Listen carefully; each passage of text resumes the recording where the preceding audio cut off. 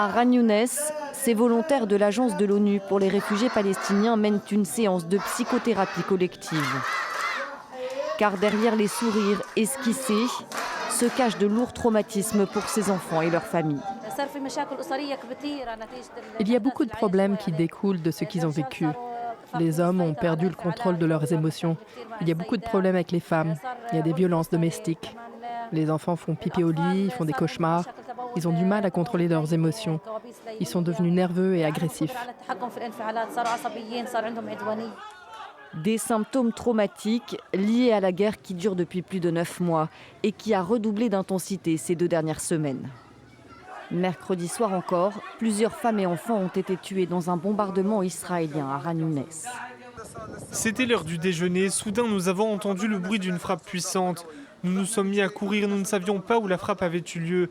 Il y avait de la poussière partout, puis nous avons vu des femmes et des enfants éparpillés dans les rues en lambeaux.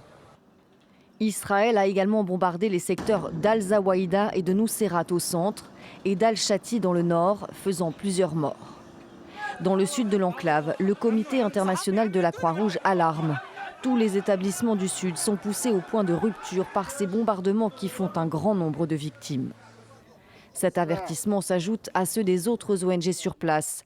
Elles ne cessent d'alerter sur l'ampleur de la catastrophe humanitaire et exhortent Israël à laisser entrer l'aide dont les Palestiniens ont désespérément besoin via les points de passage existants. La jetée destinée au déchargement d'aide mise en place par les États-Unis s'est quant à elle avérée un échec. Minée par des problèmes depuis son installation mi-mai, elle vient d'être mise à l'arrêt par l'armée américaine. Elle n'avait pas servi depuis le 1er juin.